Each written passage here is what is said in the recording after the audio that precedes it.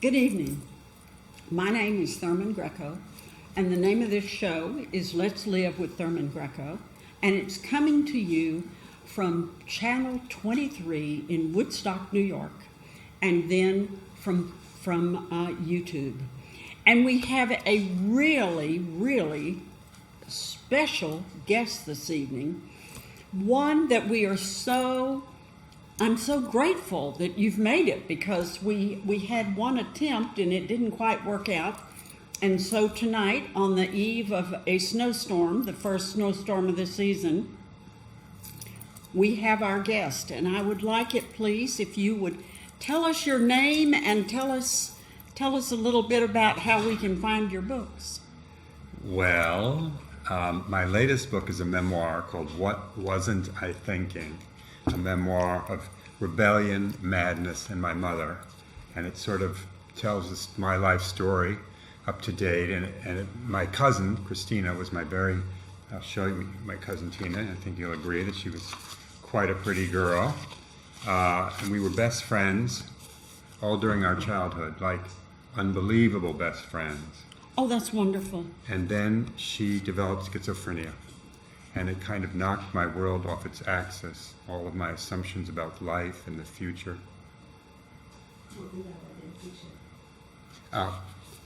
Were kind of upended, and I've still got residual survivor guilt, and she's been dead for many decades. And she lived up here in Woodstock for a long time, which is one reason I feel so connected to the place. She died in Kingston and of suicide. And so the book is really our story of our friendship and our love, and her coming down with this terrible, debilitating, devastating illness, and walks you through it step by step, and how I responded or didn't respond, how inappropriate or maybe sometimes appropriate my responses were. But I was in way over my head with this disease. I mean, I think everybody is. And I was struggling myself quite hard to be an actor in New York, and I didn't really have any money. I was a cab driver, you name it. I had every kind of job like that you can think of. Then I started to get a lot of plays produced, but I couldn't deal with Tina. I couldn't handle. I didn't have the money to help her, put her in the best mental hospitals. My parents did, but it just bleeds you. For a little while they did, and so it's our story, and also my mother's story. So it's about unresolved grief. I realize now at age 72, I still have unresolved grief about my cousin and her getting sick, and I didn't get sick. Why did that happen? And also, my mother had the same denied guilt.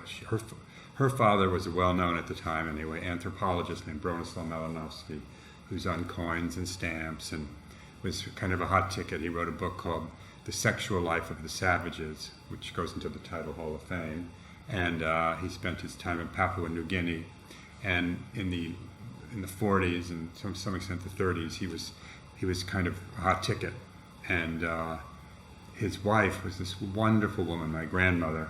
This is probably getting too down in the weeds. My grandmother, Elsie Masson. She was Australian, and she met Bronislaw Malinowski, the anthropologist, when he was doing his field work in Papua New Guinea, and he came to Melbourne, where her family lived, and they fell madly in love instantly and had a beautiful love affair for a while. They moved back to London. They had a third child on the way. They had 2 girls already. He was the toast of the town. The Rockefeller University was sending him on speaking tours, and he wrote other books. And she developed, my grandmother, his wife, multiple sclerosis. And nobody ever mentioned it. Her name was never mentioned when I was growing up. She wrote 2 books, no copies of them in the house. She was erased, and my mother, from the age of 3 till the age of 15, watched her mother slowly die, and no grown-up talked to her. Nobody talked to her about it. Nobody said, how is this making you feel?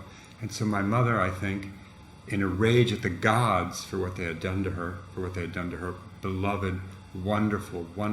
My grandmother was so wonderful. When World War I broke out, she went to nursing school and became a nurse, and she'd already published 2 books. She was, an intellectual, brilliant mind, and she was cut down with this disease, And so for those years, those 13 years that it took her to die, my mother was shuttled around Europe, sent to boarding schools in England, here, there, and everywhere.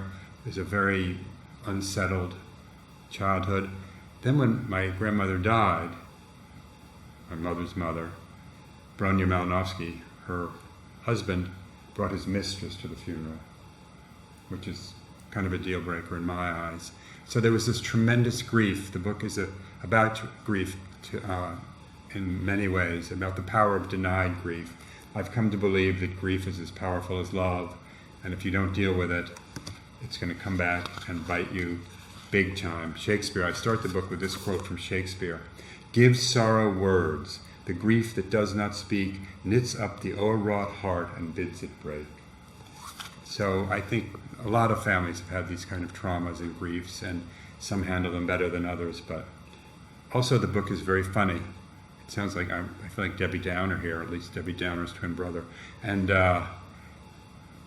it's a very funny book. I've written a lot of comedy in my life. I went on and wrote many plays.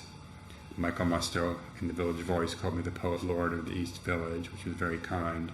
I've published 9 novels, 4 under my own name, including a comic mystery set in the Hudson Valley, which I love so much, and a psychological thriller called The Mentor, and a coming-of-age story called The Hour Between, from a French expression, the hour between the dog and the wolf. It's a metaphor for adolescence, the hour between youth and adulthood, and it's sort of a, I hope, poignant book. Well, you know, you said that this memoir... Thank you for shutting me out. No, I'm just really curious because you said that this memoir deals with grief. Yes. You know, love in our culture is socially acceptable. In other words, your grandfather bringing the mistress is probably easier to deal with than grief. Because in this country, we just say, oh, you know, get over it. And people are not, they don't allow themselves to grieve. Well, you know, it's so painful. You can understand it. I mean, it really is. That kind of pain that my mother and my grandmother went through and my cousin went through, it's devastating. It's overwhelming, and I think people just cannot deal with it.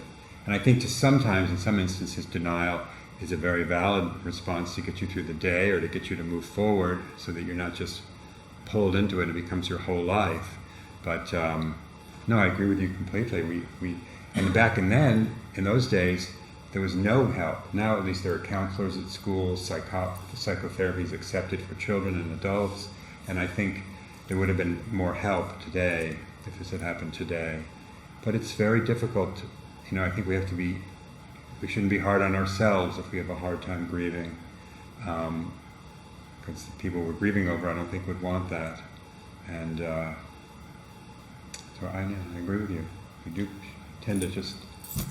Well, and then you've also brought up this other situation which nobody in our culture seems to be able to deal with at this time, and that's mental illness. You know, if a person has schizophrenia, where are you going to go? There is just nothing. There's no provision anywhere that I know of except the street. I think that's true. I think a lot of schizophrenics want to live on the street. I think they've done studies and they give them housing, and with X number of months, a lot of them are back on the street because they want the freedom. And they're paranoid. So if they're in a situation with a lot of people, a lot of them are terribly paranoid. It's going to develop into a paranoia with somebody who lives down the hall. So I know that studies have been done saying a lot of schizophrenics prefer living on the street with all of its downsides. But, and people do age out of schizophrenia. Do they really? Yeah, they do in the late 20s, early 30s. Not everybody at all. And it really varies. But some people, Tina had a brother, Michael, who went to Harvard and Pomfret and developed schizophrenia and died in a deserted warehouse in Southern California with a huge bottle of scotch by his side. And it was just a horrific, lonely death. It was just a few years ago, and he was in his 60s, so he never aged out. Actually, he did age out, and then he fell backwards. But I've done other people who build sort of fragile but very touching lives for themselves. they somehow made peace with the illness. So my great hope would be that would have happened to Tina, but of course it didn't.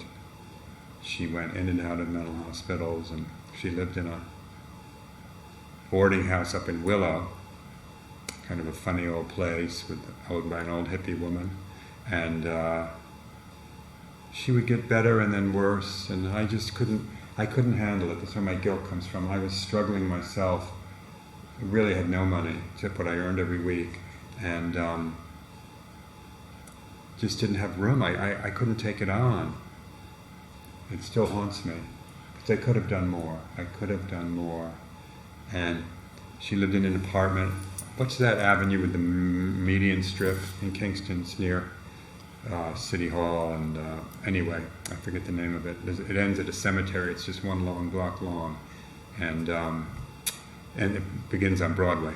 But she had an apartment there, and it had a sunroom with that horrible carpet, that plastic fake grass carpet.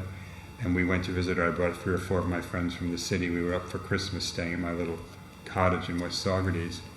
We went to visit her, and she was kind of in rough shape. And her sister, Nikki, was a public school teacher in New York City, and at Christmas she got lots of little presents from her children. Most of them weren't, high income, so they were just sort of touching little gestures. And Nikki had brought them all. Nikki was her sister, with her. I know Nikki had given them to me to bring to her. And I did, and Tina started opening them, and my 4 or 5 friends and I were sitting there watching, and it was all wrong. It was all wrong. We shouldn't have watched her like that, like she was being scrutinized. Why didn't I just say, come along with us, let's all go out for pizza or something? Yeah. Instead, I couldn't handle it. I didn't want, it would have been kind of a downer, because Tina was sometimes volatile. So that it just haunts me terribly to this day. And there were times when I started writing this book that I wondered what I'd gotten myself into, and it was really very painful to dredge a lot of it up. And of course it was a lot of fun to dredge up the funny parts, and because I really want people to know it's a fun book. It really, parts of it. It's I believe life is a combination of the two. As Edmund White says about the book, it's a gripping read, as sad and sweet as life itself. So that was very nice. And Armistead Maupin said, Sebastian Stuart's dazzling memoir held me in its thrall like the best kind of novel. His mastery of suspense and his inherent humanity make for one electrifying read, and like all good memoirists, he makes us re-examine our own lives along the way. So it's been getting respect. I feel deeply happy that Tina's been remembered. I've left a record, in spite of all that I maybe didn't do. I tried to do a lot. I helped her get into junior college. I brought her out to San Francisco when I was living. She went into an early remission, and I had moved out to San Francisco in 1967, the height of the 60s. And it was just a wild, crazy, exciting, wonderful, mind-boggling time and place. And Tina was getting better, and I had this bright idea to bring her out, and my dad said he'd pay her share of the rent. Her mother wasn't very useful, and she came out, and we built a little life for ourselves in this sort of cozy little apartment. And then she relapsed, and she got very sick, and just wouldn't come off the bed, and she was very bitter. I really didn't realize I was writing this book. And why wouldn't she be bitter? Who wouldn't be bitter if they were dealt this terrible hand? And she was signed by the Ford Model Agency, which was the biggest agency, just to show you again how kind of stunning she was. And they invited her to their New Year's Eve party, their Christmas party at the Waldorf Astoria Ballroom. And Tina asked me if I would be her chaperone. Of course, I jumped at the chance. And her mother, Vonda, and I, and a friend of Vonda's were sitting in our living room, my family's living room on Central Park West, waiting for Tina to come out. We were going to go to the party. And Tina did come out, and she was in a full-length brown velvet dress. And she looked so stunning that we just gasped. And said, "You're so beautiful, you look so beautiful." That's what I said and what the mother's friend said. And Vanda, her mother, said, "You're not that pretty. You think you're that pretty? You're not. There's hundreds, thousands of girls prettier than you. What are you going to do for money? How are you going to make money? Do you think you're so pretty? Well, you're not so pretty." And it went on, and I just went into some kind of shock, and Tina went, I could see her in front of my eyes.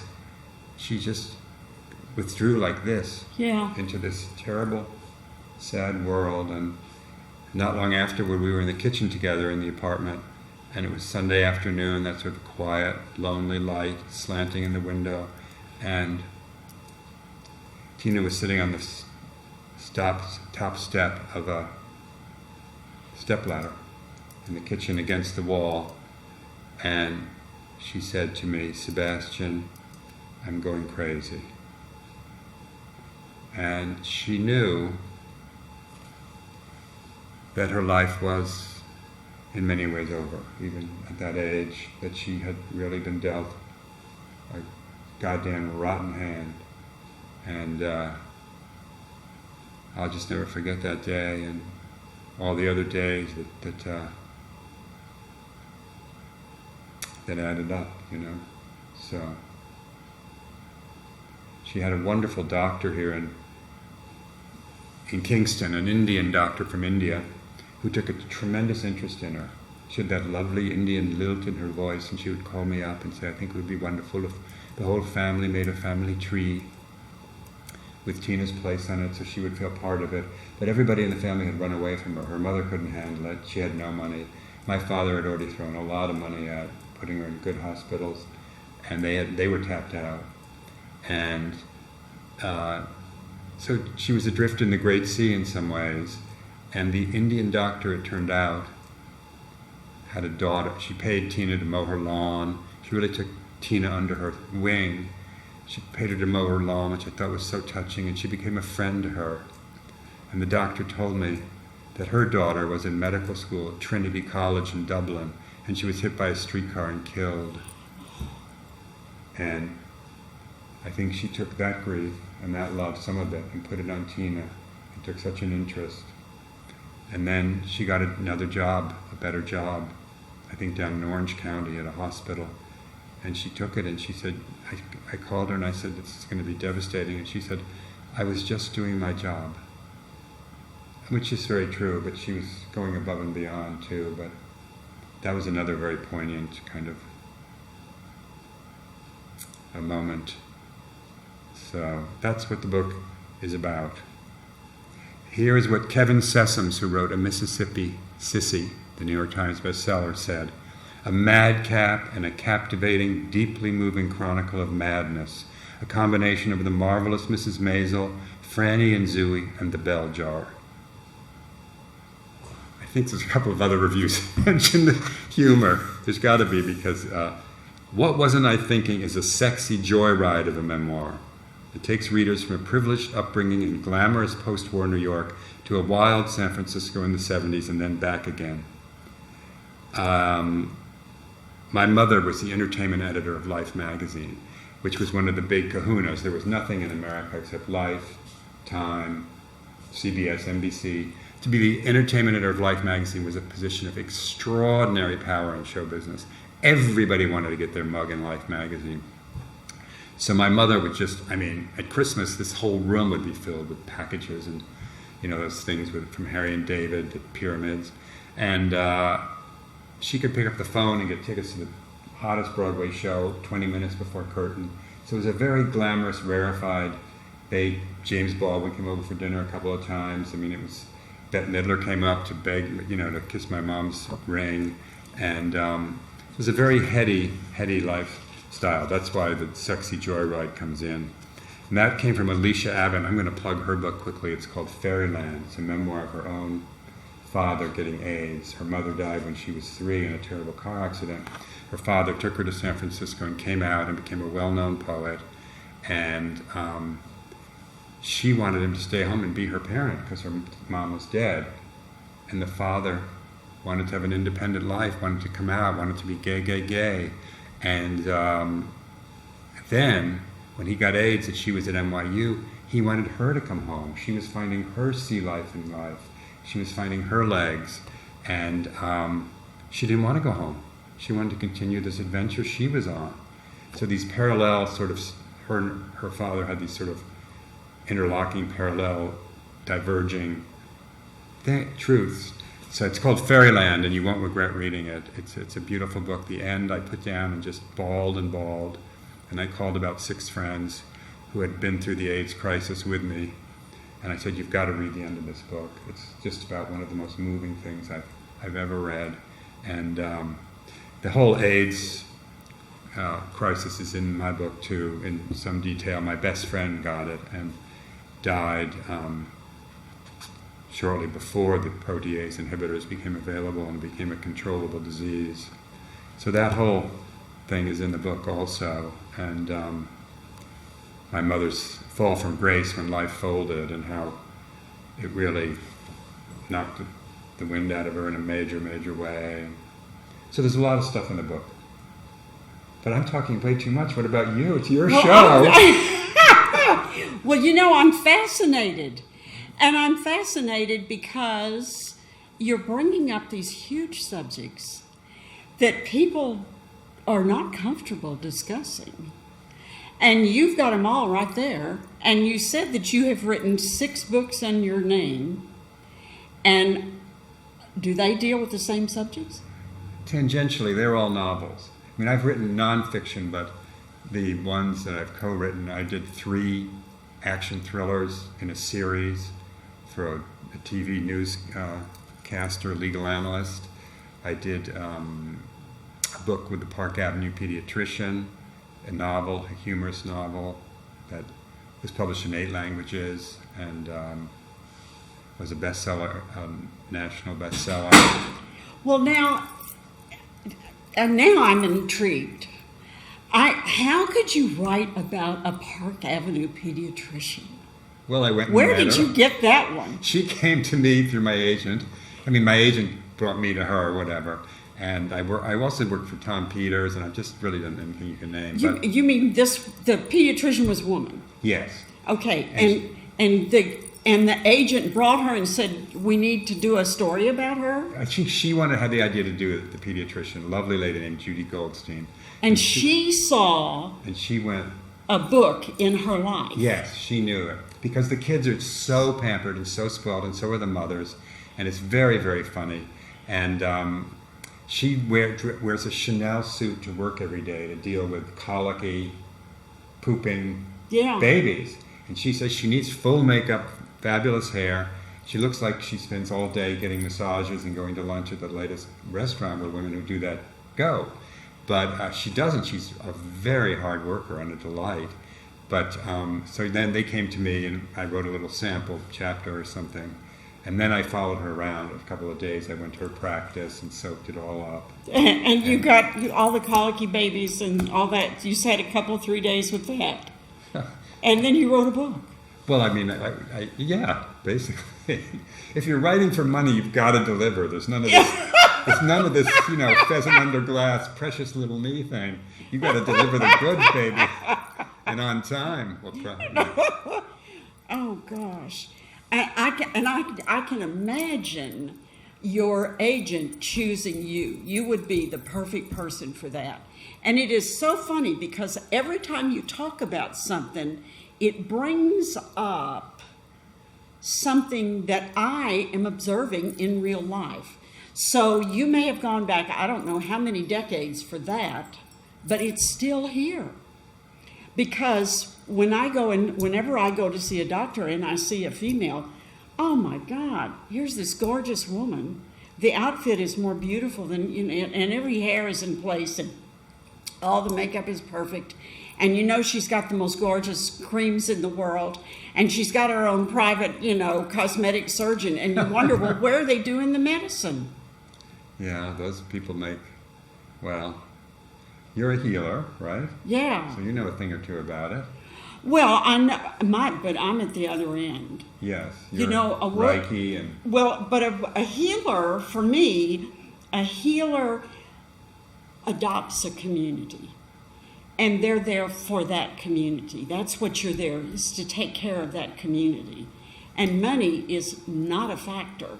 So, the fancy outfits and all that, that's just not it. No. And the real healers that I know are all like that. We're all just, just not. And then you see these doctors that are just gorgeous. Are you anti-vaxxer? No, I have been vaccinated. Me too. I have been vaccinated against everything because of my age, but also because I lived in Venezuela and I lived in Mexico. And if you've ever seen anybody suffer with one of these diseases, no questions. I don't know what their problems are with the vaccinations, but just stick it right there, baby. Yeah. I want to be the front of the list. I don't want to be second or third. I want to be first. Yeah. There's an interesting story in the Times today about a region called Bolzano in northern Italy. It was part of Austria before the First World War. Then it was annexed to Italy afterward. And it has this centuries, millennium-long traditions of using alternative medicine, stuff that grows on the mountain, all the flowers, this fresh milk, all of this kind of stuff, everything. And they have the lowest vaccination rate in Italy. And of course, they have the highest infection rate. But it was just so interesting that you saw where these things came from, a lot of these natural remedies, which do work. I mean, I had a terrible bruise this week, and I put arnica on it, and it just... Right. So a lot of them, it's sort of, you got to take what works and be kind of careful of... Well, I don't know. The first time that I ever saw somebody that had typhoid, I knew, I was living in Mexico City, and I knew that this kid had typhoid. He looked like your mother was with Life. Life did a series of photographic books after World War II of the the internment camps. He looked like he'd been in one of those camps. Wow. All you need is one glance, and there's no philosophy. You have been converted if you weren't. But I just don't. That's not something that bothers me. But I just don't. I'm just looking to heal my community, the people who come to me, and so I have whatever I have. But Well, that's a gorgeous thing. It is. Hats off to you. Yeah, no, it is. It's a great thing, and the people I know that are doing the same thing as well. It's a nice life. Yeah. Because it's totally... You're relevant. It is relevant. As we get older, we search for relevance. We want to stay relevant. And when you're a young woman, when I was a young woman, I was searching for relevance because young women were not relevant. We were little bimbo dolls, Men are assholes. Come on, let's just shorten it down to the truth. Well, 3 I don't words. know about that. I do. You do? If women ruled the world, it would be a far better... I read a lot of business books, worked on a lot of business books, and whenever they would do a study on male managers versus female, the women were always more conciliatory, politer, and more interested in the entire person, more adept at forging compromises. Those are the... of course, every human being is an individual, and you can't stereotype, but you can to some extent. And women are just, I think, better managers, better leaders. I think men start wars. I think it's all about my dick's bigger than yours. And it's like, it really is on some level just about that. And they go to war and kill kids. And I think there would be so many fewer wars if women ruled the world. I really do. That's why Hillary's loss was heartbreaking for me. Yes, that was very hard for me. I wrote a book with her advance man. I worked on the book. I shouldn't say I wrote it. I did not write it. He wrote it, but I worked on it with him quite extensively.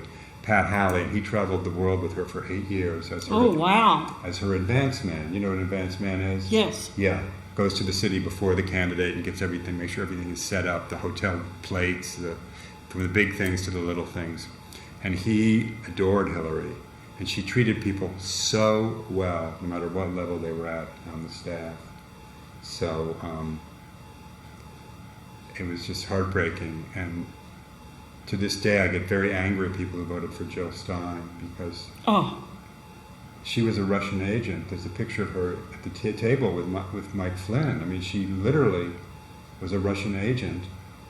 And the Republican hate campaign against Hillary lasted 8 years, and it won over a lot of Republicans and a lot of moderates. They said this is a tainted woman, and it was all a Republican. Yeah. So anyway, I think we got off topic there. Maybe we didn't. Okay. Maybe we got on topic. I want you think the big picture. I mean, you've gotten it down to some, issues, some real issues, cogent issues. What's going to happen to us? Oh gosh, I'm not optimistic, but I want to be. I'm not either, but I want to be. I think this virus could be a precursor of what's to come. I mean, if we had this, who's to say they couldn't invent a virus that would literally wipe out hundreds of millions of people in 48 hours? I think it probably could be done, don't you? Oh, of course. And I think, a rogue nation could do it. One crazy-ass leader, hateful, macho asshole could do it. Or it could be China. Or, if Trump wins, it could be the United States. I don't know. Or it could be nature. I saw Kurt Vonnegut once on TV say, all of these climate disturbances are Mother Nature's immune system trying to get rid of the toxic invader. Oh, I believe that. Yeah. I definitely believe that. Yeah, I do too. Well, so I don't know. You look around and I think about today and tomorrow and the day after, and then beyond that, it just kind of goes into down the sinkhole. These generations are going to be ripshit at us because we know what's going on. Yes. We know the earth is suffering and maybe fatally, and we did very little. Did nothing. A lot of people did nothing. A lot of people did the other. They fought to keep the bad going on. Yeah. The oil companies and people like that. And they could all make pots and pots and pots and pots and pots of money and do the right thing and help clean up things and get things, Yes. It's all there. It's just we don't have the leadership, We need like a Gandhi for the climate. We need somebody who can transcend. But the people are there. The people are there. I was thinking about that because, the guy that did Watergate, the writers, those two writers that did Watergate for the Washington Post, Woodward and Bernstein, he wrote a book that should have stopped the whole thing right there. Just should have. It didn't even slow them down. It just, it's like, oh, okay, and they've got such a headwind. Well, they've got a lot of dough, but we are making progress. We really are. I mean, I think to move on to race, another very uncontroversial subject. I thought that was settled in the civil rights movement. I was a young man in the civil rights movement, and my dad was like a passionate supporter of it, passionate, and I thought it was decided on a moral level. This is a wrong thing. This is wrong how we've treated Black Americans. But no, look at that. That racism was just festering underneath, and now it's poured out again. It's just now coming to a head. It's just now. What we thought we had dealt with on a moral level was like the preamble. It was like the intermission, maybe, or something. No, exactly. It's exactly right. That's exactly how I see it. And it's just so disheartening to see all these, and they're mostly men. It's called the Proud Boys, the fascist organization. You look at those crowds, they're women, but they're mostly men. Mm-hmm. Angry assholes. And and it's a strange thing too, because you look at those groups, and you look at the names of those groups. Those are not necessarily white names. There's some... there are some indigenous names. There are some Latino names. How did they fit into this? Shame on them. But they have the right to be right-wing freaks, I guess, like everybody else does. You have the right to be who you want to be, but I don't know. I've seen that. I've seen some of those guys, the ethnic, and I just wonder, and when gay guys are Republicans, it's like, what the fuck? Oh, God. What the F? You don't they don't fit. Something is wrong. They care only about their pocketbook. I believe gay Republicans, and overwhelmingly, there aren't very many of them, I'll say to my credit, my tribe's credit, but the ones that I think, care more about money than they do about helping other people maybe. They're just selfish like so many Republicans, Cover my ass and you're all on your own, Yeah. Well, I don't know. It's just, I have outlived my effectiveness. I can no longer grasp. I mean, I can see it. I know what's happening. There's too many diverse people now. When it was 5%, well, they could live with that. But now it's kind of building. So now it's time to flatten the whole crowd. But, then you go back, you've got this social thing, and then we still have our problems. We still have our inner social problems. We have not touched mental illness. And so all these guys are running around, storming the Capitol, going after the Congress and going after the Senate, and they've all got their problems at home. Where are they just sublimating? Are they just taking, I can't deal with my grandmother, or I can't deal with my wife, or I can't deal with my children, therefore I'm going to storm the Capitol? I just don't understand the dynamic. I think some of it, Thurman, is economic. These are people who are brought up to think that, the unions negotiated fabulous lives for a lot of people. The hotel maids in New York, this was like 5 years ago, their highest pay grade was $80,000. And that included their kids' tuition, complete health care, dental care. The hotels were making enough money, and they had high standards, and this is what these maids were making, and that's a beautiful thing. Yeah. But a lot of people in these factories in the Midwest and the West, just from what I read, I mean, I'm not an expert, so I'm just spouting off, so tell me to shut the F up, but if need be. But they're not making, their piece of the pie has gotten smaller and smaller for like 50 years, and they're like, what the F? And they look around, and it's all these other people who've come to the country who are getting the gravy and the goo-goo, and they're not. And they feel like they were sold a bill of goods. Some of these people are in debt. They're not having fun lives. No. And a lot of it is because all the wealth is at the top. Too much of the wealth is at the top. That's why I encourage everybody, overtip every time you go out. It's a really painless way to at least push a few dollars. I agree. Towards someone who might need it more than you do. And so, little things, little things you can do. And a lot of organizations are fighting for the right thing. Give to them. Volunteer. I've walked the precincts. It can be a little scary.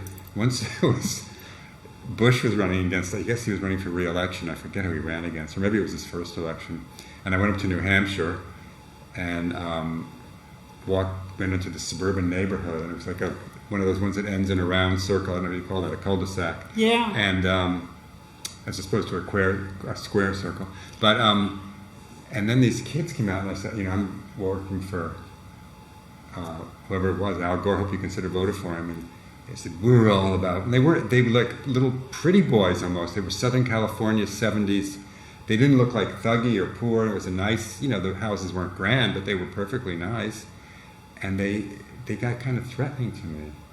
And I don't know that world. I don't expose myself to it that much, but it was like, it was creepy. I had to get out of there. I had to get out of there quickly. So, I don't know what the point of that was. Listen, what the point of that is, that's the whole mess we're in. We don't know what the point of it is. Yeah. People are ignoring the whole point of it. Yeah. It's tough. And then you come out with this book. It's got it all right there. Well, it touches on a lot of these issues, but it's it's mostly a very personal. Well, but when you take the bigger issues, the grief and the anger, and you bring them down to your family, and you write about it in a story, that packs a wallop, and it's also very intimate. You're absolutely right. I couldn't agree more. that's the whole reason I think I wrote this. I wanted to reach people at an emotional level. Hopefully I've reached some. I think I have. I've gotten some very nice responses. But that's what you can hope for. And, it's a bumper sticker, whatever it is. Kindness is my religion, but it's a good bumper sticker. Yeah. Well, when you write a book like this, if you can capture someone, one person, who will think, okay, now, we do need to do something about mental illness. If you can do maybe 10 people with your book. Yeah. No, that's what teachers always say. I know I can't reach all the kids in my class, but if I can reach one or two every semester, 3 or 4, maybe really get in deep at one and then a little less deep, and then, they say it's very satisfying. That's what they hope for. Her teachers say that, so. Well, listen, where can we get this book?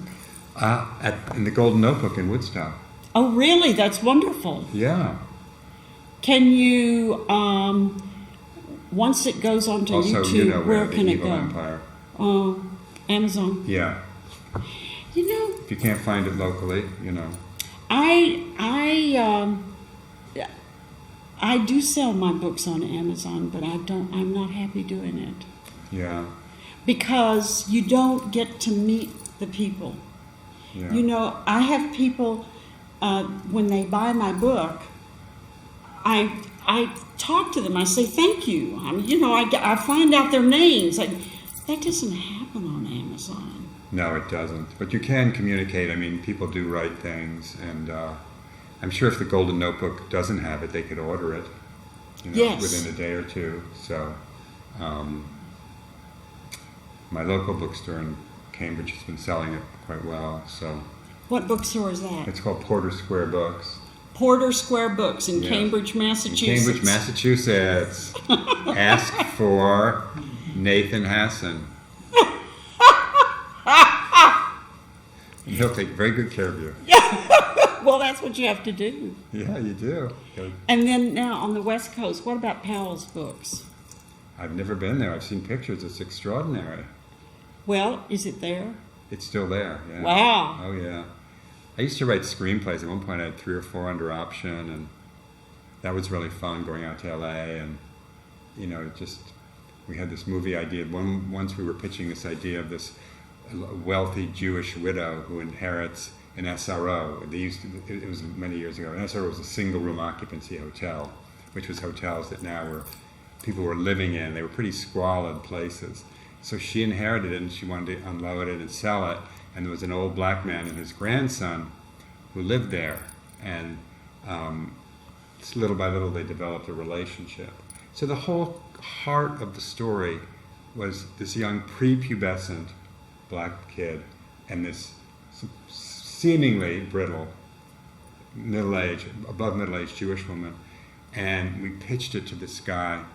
And he said, I love this idea, I love this movie, but can you change the kid to Denzel Washington? I mean, the whole point was that he was a kid.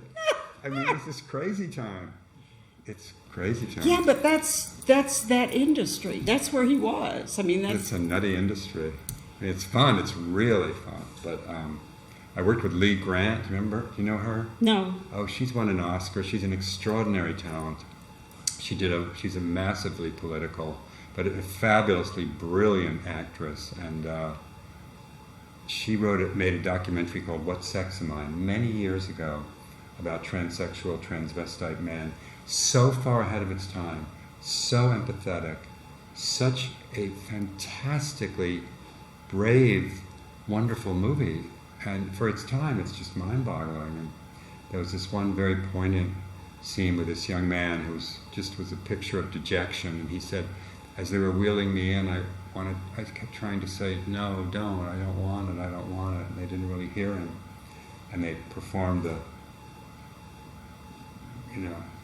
the Down Below, and it was so poignant. But anyway, working with Lee Grant was really a blast. So Hollywood's fun, and the money's good. You know, that now you've brought up another issue. You have like a laundry list, all the relevant, serious issues, and now you're going. You're hanging out with celebrities. That's very deep. Is that what happens? Because I was thinking about this. I have a trans grandchild. Oh, you do. And I just think about, how many years ago you may have wanted to be trans, but science hadn't caught up with you. Science and society. I mean, you were just a complete freak. Yeah. You were a freak. Well, I think in some circles you still are. Oh, definitely, definitely. Of course, our Republican friends are fighting, against rights for trans people. Oh, that is so disgusting. I think they're very brave, trans people, and I do worry about all the hormones they inject, especially if they're young, because those things can ricochet around in your body and do some not such good things. So, but it certainly seems like there's so many more trans people than there used to be, but I guess they're just coming out. Is it a son or a daughter you have that's trans? Sophia's trans woman. In Kingston now, if you go to the PFLAG meetings and you have a child or a grandchild that is now trans, because as little kids, they know. They're, kids are into reality. And you, as a parent, you can go to the PFLAG meeting, and the people at the PFLAG meeting will tell you, okay, well, now this child will do better at this school or this school. That's incredible. I think it's fabulous. I think it's tremendous.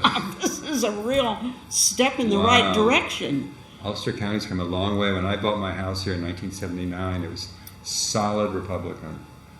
And it was controlled by... I hope that's over with. That is, I believe.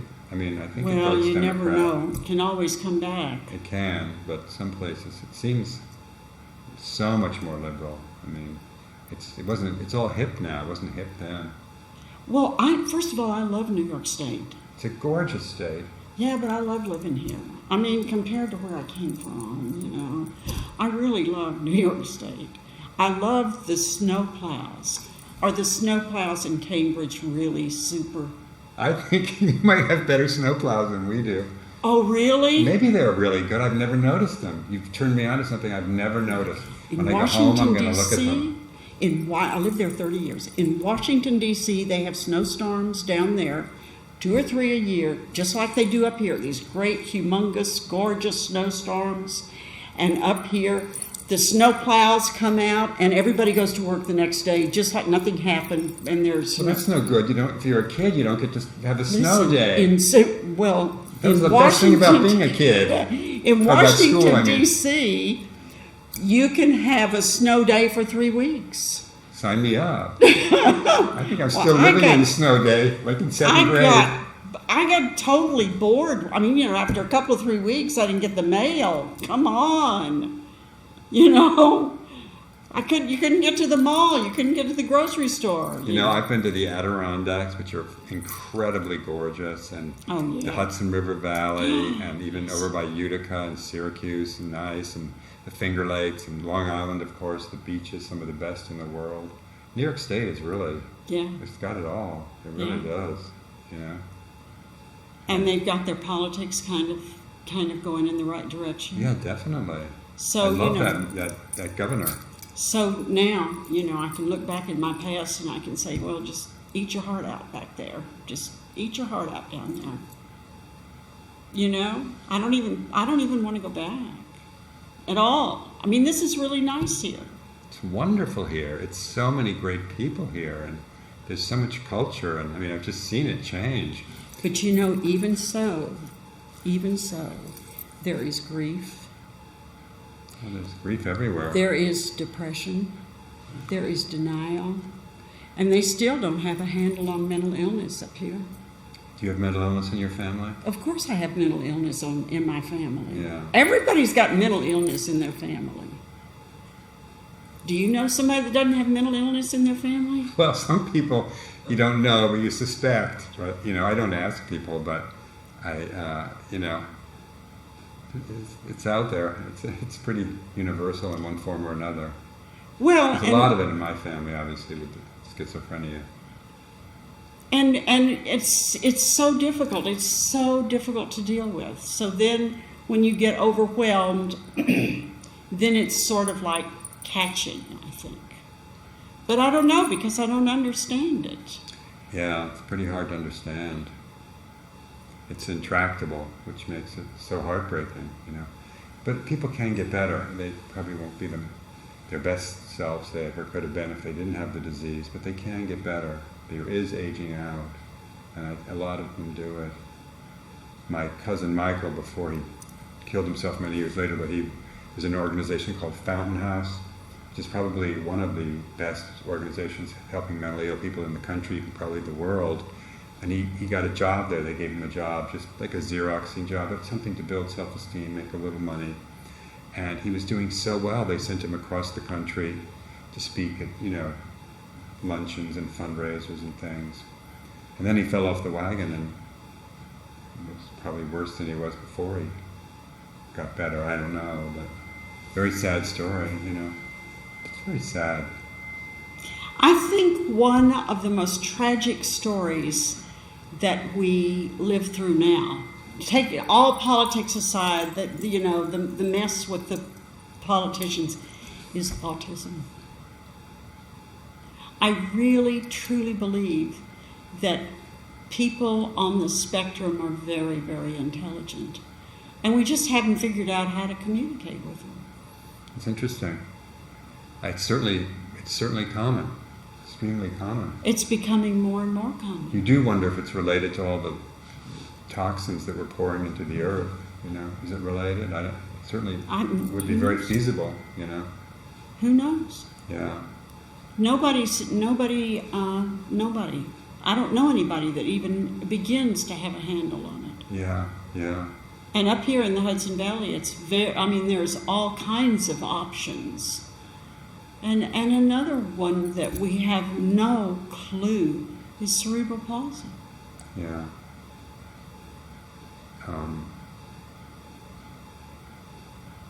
Tina was in some of those hospitals. There was a huge one right north of Poughkeepsie. Massive Hudson, I think it was Hudson Valley State or Hudson River State. And then there's one in Central Islip, New York, and I visited one in the city, Metropolitan Hospital, and they're snake pits. These are public places. There's no real money. Everything's done on a budget. The people's needs are so great that it's overwhelming for the caregivers.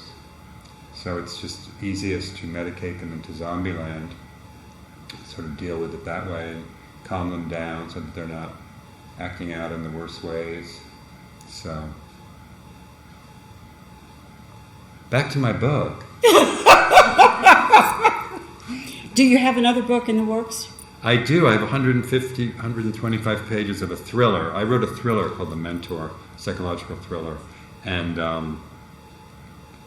one fun thing, I went to the Grace Church School, which was a very famous church school. Tom Thumb was married in the church with his tiny little bride, and they were received at the White House the next day by Abe Lincoln, who stood like 6'6".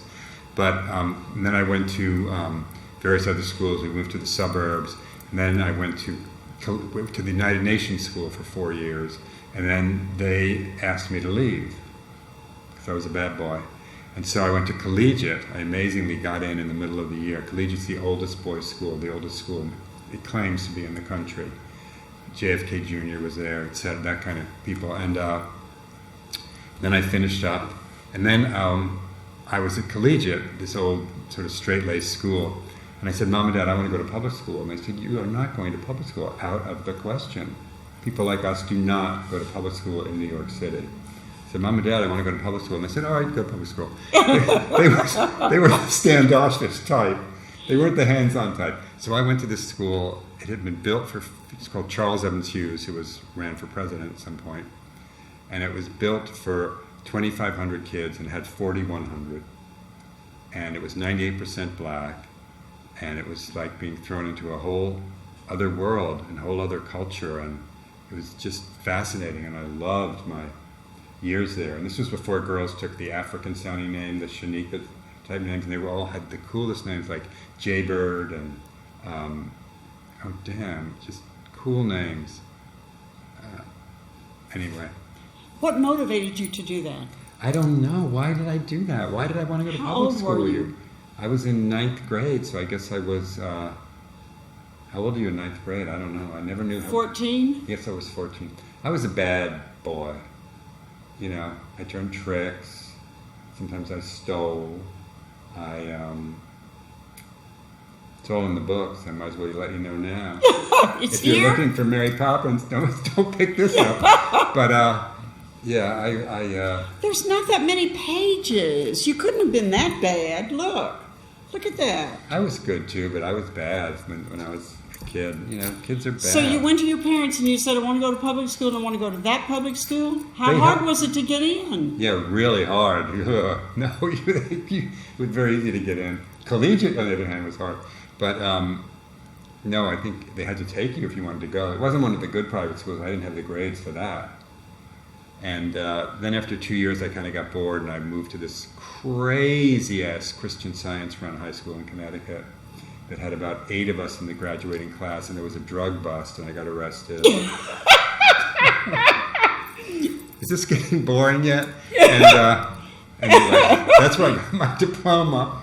All 6 of us got our diplomas, and I headed off to San Francisco, but on the first plane. But no, that was so crazy, that school. The Christian Scientists had these. I don't want to disparage every Christian Scientists, but these ones they were groupies of the headmaster, and they all had kind of big eyes and beatific smiles and that kind of cult thing. And anyway, that was my high school career. But the school, for me, I would go up to Harlem and go to their apartments, and they would look at me like Honky from another planet. It's like, what is this guy doing here? Because I had a dear friend named Vida. That was one of her, Vida. And she took me around a little bit, and so did other people. And I made some great friends. I'm still in touch with a couple. Listen, she said we only have 3 minutes. Okay. So what we have to do with these 3 minutes now is tell people, please buy a copy of Also, I wrote pornography, and there's a whole chapter on the Wait a minute, the porn you waited factory. till the last 3 minutes to say Well, you we wrote want to leave pornography? we want everybody to go to sit in front of the computer and order the book from somewhere, so we could leave them on an up note. You should listen. That should have come in first. Right. You have to come back in 6 months, and that's what we're going to start off with. Okay, we'll do the a whole pornography. hour. I'll bring a couple of examples and do a reading, a very high tone reading. Then we'll do, after that we'll do Willa Cather in the same bill. Oh, okay. Okay, so now, what wasn't I thinking? And you can purchase this at the Golden Notebook. You can purchase it. I think they Oblong Books. What's it called? Oblong Books in Rhinebeck. And then earlier you told me about a bookstore in Cambridge. Porter Square. Yeah, you Square. could order it from them online. Online. They'll ship it to you for free, I think. Porter Square in Cambridge, Massachusetts. And you can also find it on Amazon. Yes, and there's a lot in here, by the way, about the Hudson Valley and Woodstock and how it changed. There's a lot of funny stuff about Woodstock. So I think local readers will find enough in there they can really, oh my God, so. I think if you're thinking about writing another book, if you'd come and spend 2 or 3 weeks and write about the transition, Woodstock doesn't exist anymore. I know it's gotten too expensive for the fun people to live here. Yeah. But, well, maybe, I don't know, I know. It's still fun. I still enjoy it. It's like the place, people have been there forever, think, it's been ruined. The people who have never been there didn't see they that. don't know the They don't know the difference. difference. Like, this is pretty cool. I mean, I was thinking as I was driving, look at the town square. It's so cool. All those different lights everywhere, and it's Yeah. really, it's not New England. No. It's not much less staid, and it's not. It's not Long Island. It's not. It's its own thing. Yeah. And it's fun. It's a lot of fun. It is fun. A lot of great people. And you have been a lot of fun this evening. Thank you for bearing with me, Mike. No. Motor mouth. No. This is really lovely because we really stayed anchored into the problems that we face. But we laughed, which is really good, which is great. So thank you, and thank you, Miss Thank you to the Ellen. tech crew. Thank you. Thank you.